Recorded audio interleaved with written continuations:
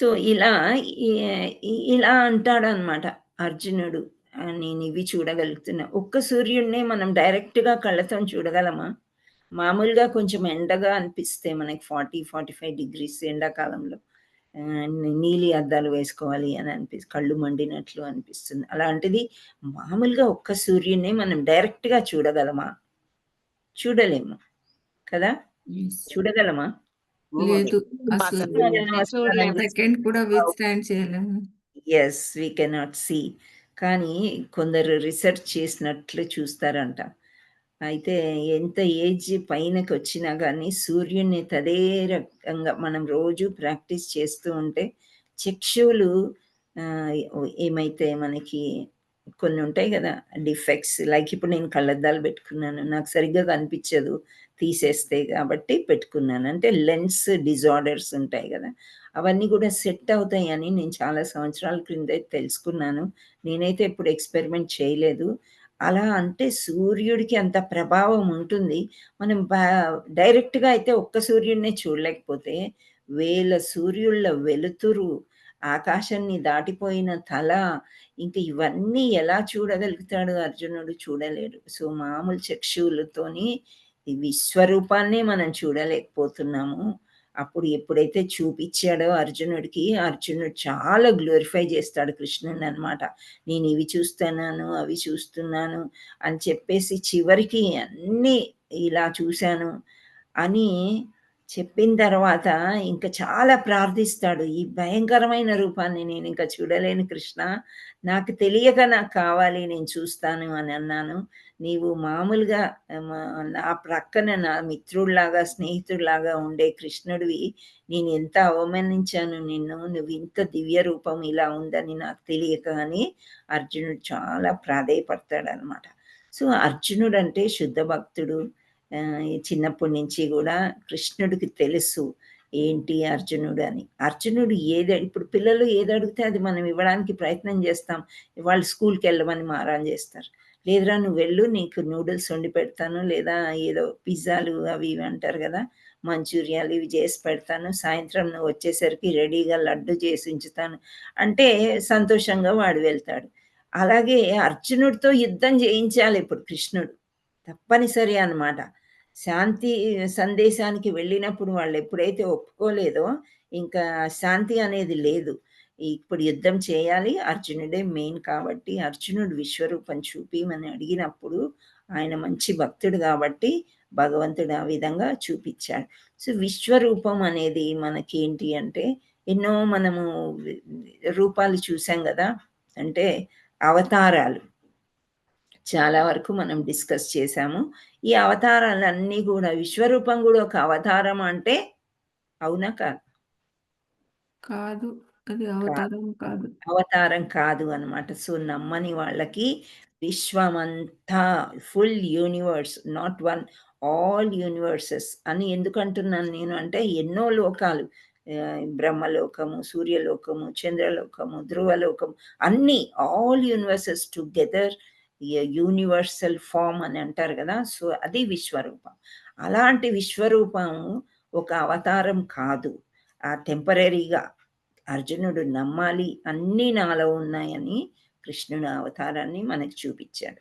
So, ఇప్పుడు భక్తులనేవాళ్ళు మనం కూడా ఉన్నాం. మనం మామూలు భక్తులమే. శుద్ధ భక్తులమైతే కాదు అని అందరూ ఒప్పుకుంటారనుకుంటా. సో, మనకి మామూలు చక్షువులే ఉన్నాయి. అండ్ కొత్తగా మనకి వస్తూ ఉన్నారు గదా! భక్తులు నియోఫైట్స్ అని అంటారు ఇంగ్లీష్‌లో. సో, కొత్తగా వచ్చే భక్తులకి భగవంతుడి గురించి ఎలా చెప్తారు? ఇందులో భగవంతుడు ఉన్నాడు. మీరు మట్టి వాసన ఎప్పుడైనా చూసారా? ఆ వాసన భగవంతుడే అంటే వాళ్ళు నమ్మేస్తారా? హరే కృష్ణ. అంత సులభంగా నమ్మరు. కదా! సో, ఇవన్నీ మనం చెప్తే అన్నీ భగవంతుడే చేశాడు. ఇప్పుడు మనం పిల్లవాడికి ఒక చిన్న కలర్ పెన్సిల్, ఒక పేపర్ ఇచ్చేస్తే వాడేదో ఇలా గీసి ఒక చిన్న బొమ్మ వేస్తాడనుకోండి. ఒక ఆకాశం నీలి రంగులో వేశాడు. ఒక చెట్టుని గ్రీన్ కలర్‌లో వేశాడు. పళ్ళు వేశాడు. పువ్వులు వేశాడు. మనం బాగా మురిసిపోతాం గదా!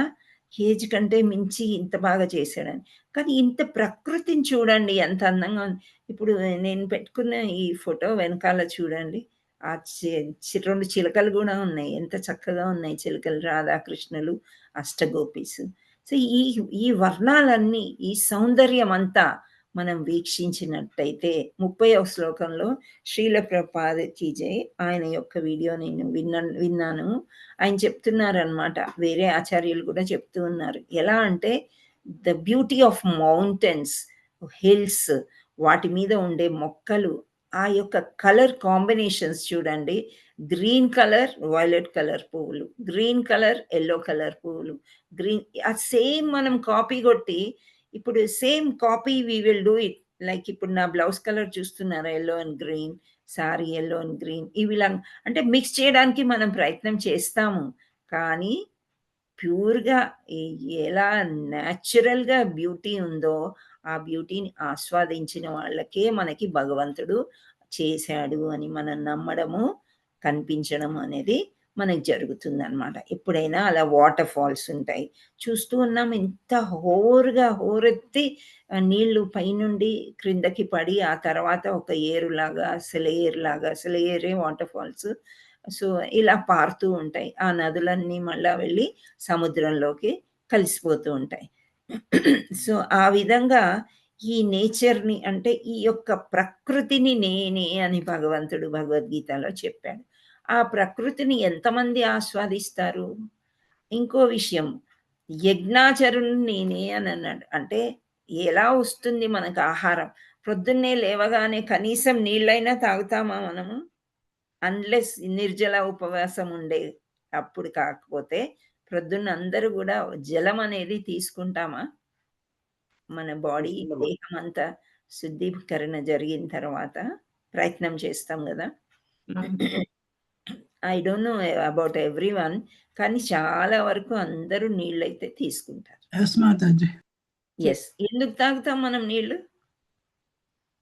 అది బాడీ రిక్వైర్మెంట్ కాబట్టి తాగుతా బాడీ ఉంటాం. రిక్వైర్మెంట్, ఆహారంలో ఒక పదార్థం నీరు.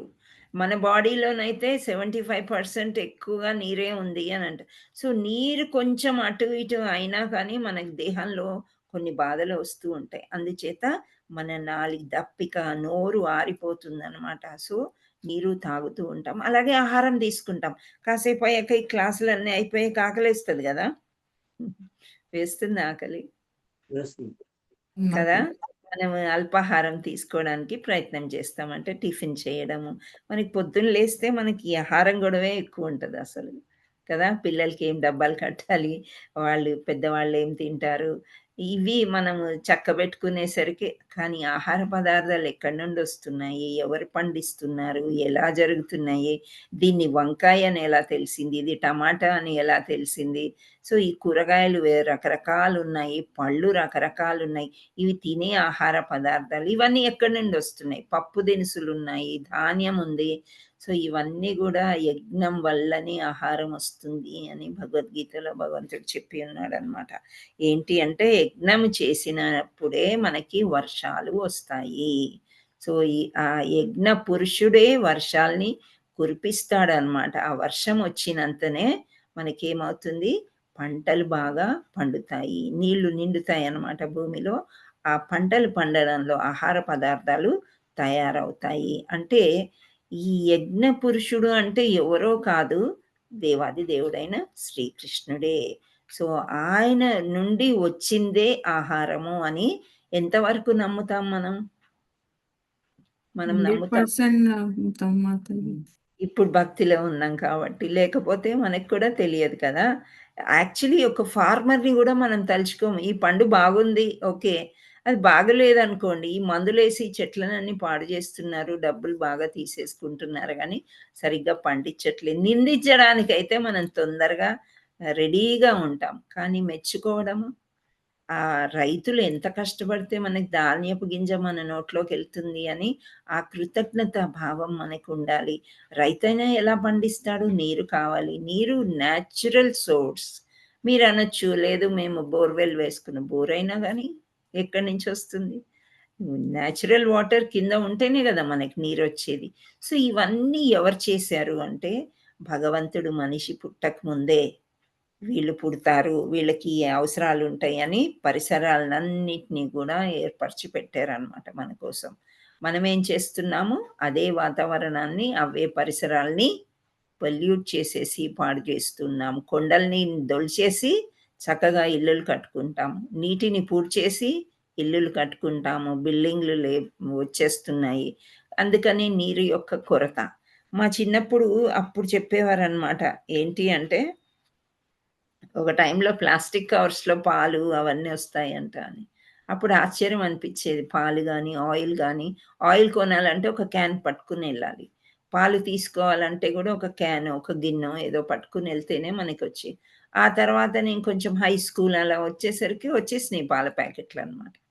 సో, అంటే సీసాలు. ముందర పాల సీసాలొచ్చాయి మాతాజీ. ఆ! సీసాలు అప్లై బాటిల్స్ చేశారు. రైట్. తర్వాత కూడా మనం విరగ్గొట్టకుండా జాగ్రత్తగా రిటర్న్ చేయాలి నెక్స్ట్ డే. ఖాళీ బాటిల్ రిటర్న్ చేస్తేనే మనకి నిండు బాటిల్ ఇస్తాడనమాట. అంటే అంత జాగ్రత్తగా వాడేవాళ్ళు. ఎందుకు అనంటే ఇవన్నీ అసలు భూమిలో కలవదు. గ్లాస్ అనేది 3,00,000 సంవత్సరాలు తీసుకుంటుందంట. ఇప్పుడు మనం గాజులు వేసుకున్నాం. ఇవన్నీ గూడా భూమిలో రీసైక్లింగ్ చేసుకొని మళ్ళీ వాడుకోవాలి తప్ప, అవి భూమిలో కలవవు. అదే విధంగా ప్లాస్టిక్ కూడా అసలు భూమిలో కలిసిపోదు. కానీ ప్లాస్టిక్ మయమైపోయిందనమాట. పూర్వము మ నేను చెప్తున్నాను గదా! నేను చిన్నగా ఉన్నప్పుడు స్కూల్‌కి ఈ అంబ్రెల్లాలు, రెయిన్ కోట్లు, ఈ ప్లాస్టిక్ ఇది పెద్దగా తెలీదు. గొడుగంటే తెలుసు. కానీ ఆ పెద్ద గొడుగులు చిన్న పిల్లలకి రంగురంగుల అట్రాక్టివ్ గొడుగులు ఇవన్నీ ఏమి ఉండేవి కాదు. అప్పుడు అంత అర్హత గూడా ఉండేది గాదు ఫ్యామిలీస్‌కి. ప్రతి ఒక్కరికి గొడుగు కొనిచ్చాలి అది ఇది.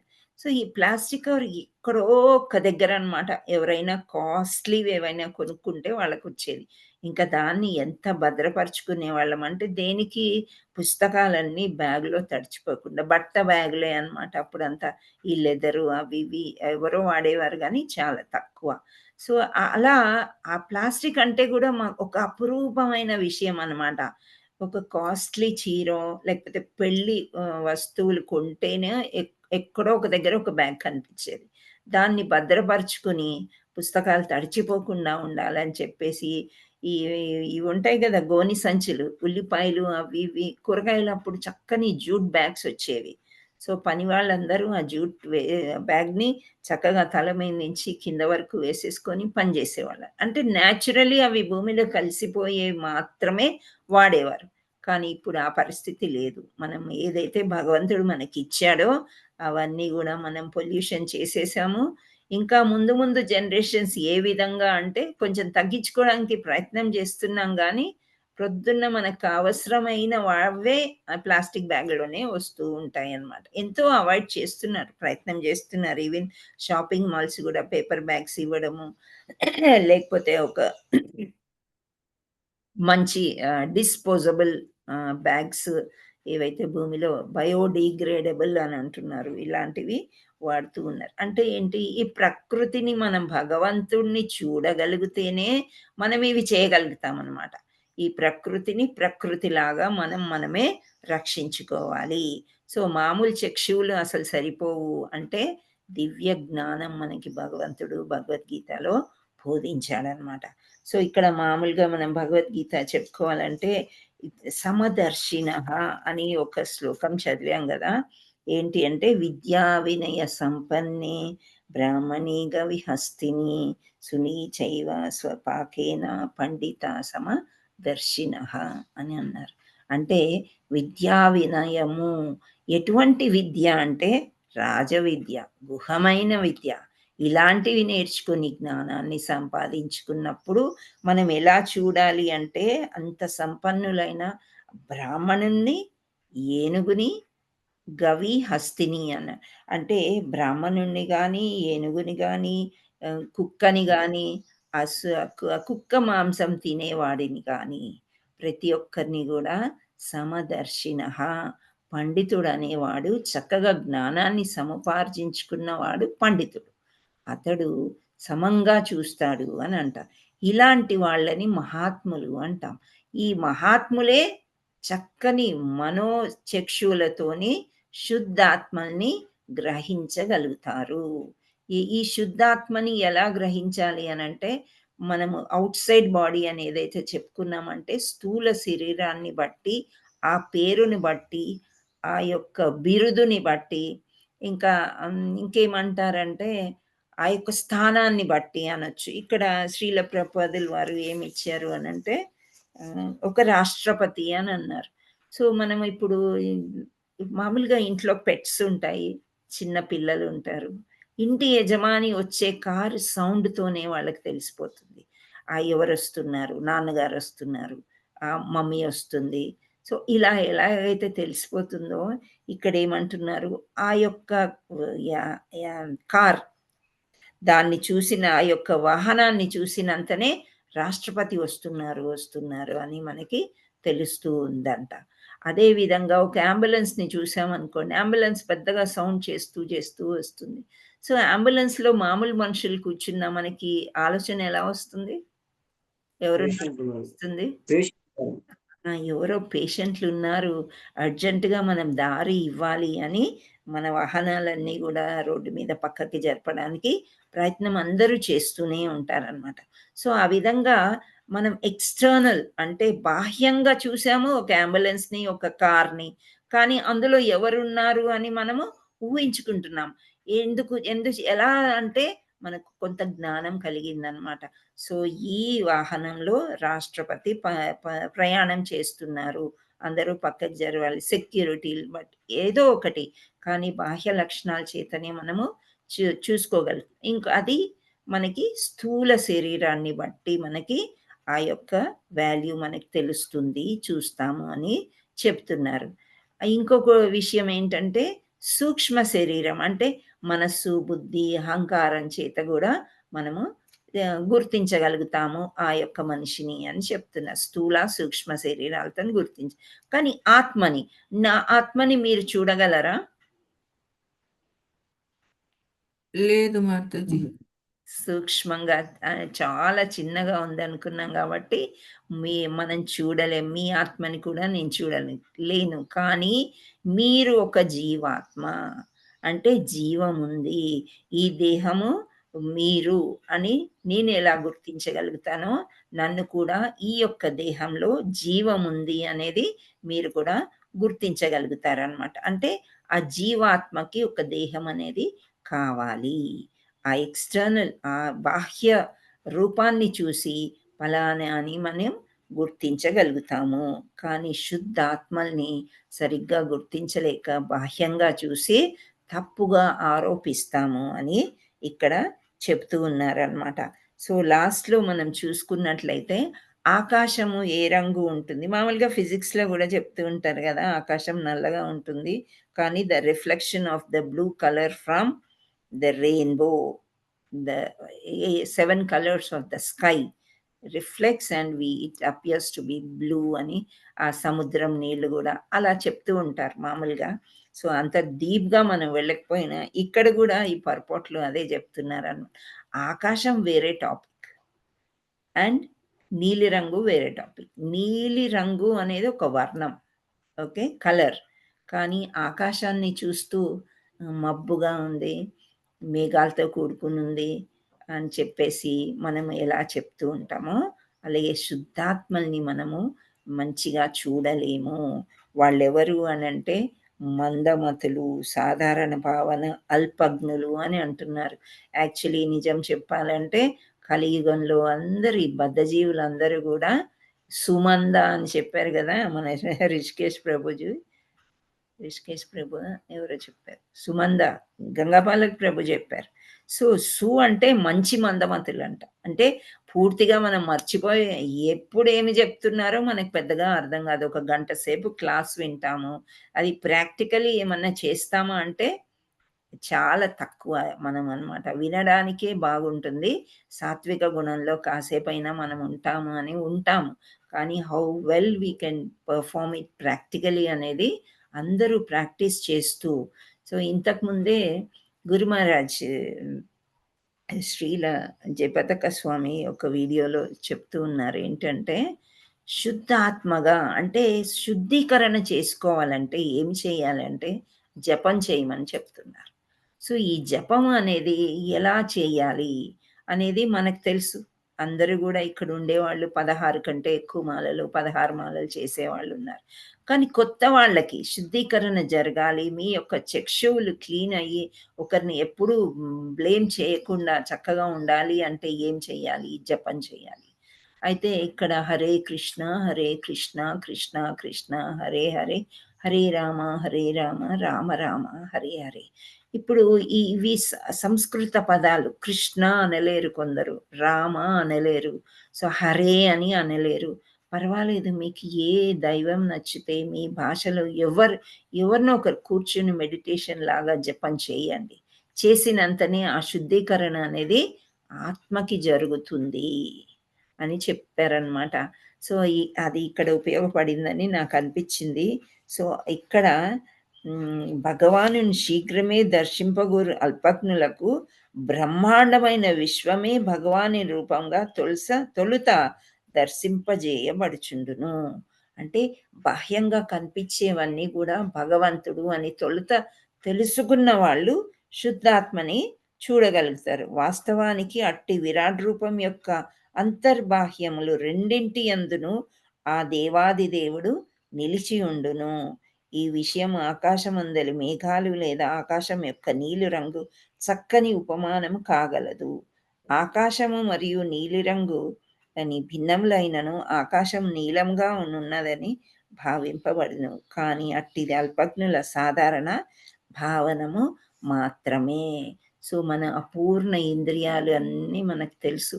ఏంటి అపూర్ణ ఇంద్రియాల వల్ల ఏం జరుగుతుంది అనేది మనం భ్రమలో ఉంటాము, భ్రాంతికి గురి అవుతుంటాము, సరిగ్గా చూడలేము, సరిగ్గా వినలేము.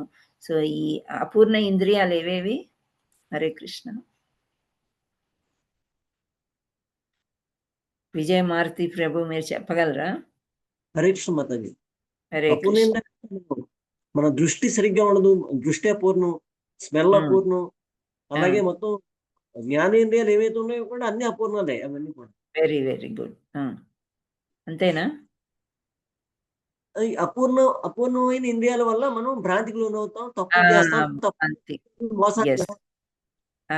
భ్రాంతికి గురి అవుతాము, చీటింగ్ చేస్తాము, మోసాలు చేస్తాము. సో ఇవన్నీ కూడా అపూర్ణ ఇంద్రియాల వల్లనే అన్నమాట. మనం చూసేవన్నీ కూడా కరెక్ట్ కాదు అని. సో అందుచేత బాహ్యంగా మనం ఏవైతే చూస్తున్నామో అవి నిజాలని అనుకోవద్దు. అవి మందమతులే చేయగలుగుతారు, అల్పజ్ఞులే, జ్ఞానం లేని వాళ్ళు చేయగలుగుతారు.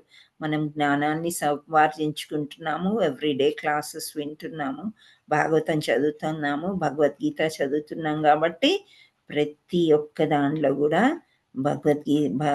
భగవంతుణ్ణి చూడగలగాలి. ప్రతి మనిషిలో కూడా భగవంతుణ్ణి మనము చూడగలిగితే మనం ఏమవుతామంటే, భగవంతుడు వెన్న తిని తిని తిని వెన్న దొంగిలిస్తాడంట. ఎందుకు దొంగిలిస్తాడు మన ఇంట్లో మన దగ్గర నుండి అంటే ఏం చెప్తారు అంటే, ఆ వెన్న ఎంత సున్నితంగా ఉంటుందో అంత సున్నితంగా మన మనసు కూడా అవ్వాలి. మనం భగవంతుణ్ణి చూడగలగాలి ప్రతి ఒక్కరిలో కూడా. అలా భగవంతుణ్ణి చూసినప్పుడు మనలో ఉండే దోషాలు వెళ్ళిపోతాయి. అంటే మనకి అసలు కామ, క్రోధ, లోభ, మద, మాత్సర్య మోహాలు అనేవే మనకి ఇంకా నెమ్మదిగా తొలగిపోతాయి. తొలగిపోయినప్పుడు శాంతాచిత్తులై ఉంటాం కదా, అప్పుడు శుద్ధ భక్తులు అవ్వడానికి అవకాశాలు ఉంటాయి అన్నమాట. మనం ఏది చదివినా గ్రహించగలుగుతాము, ఇంకొకరితోని మాట్లాడగలుగుతాము, వాళ్ళకి చెప్పగలుగుతాము. ఆ విధంగా మనము భక్తిలో ముందుకి వెళ్ళగలుగుతాం అన్నమాట.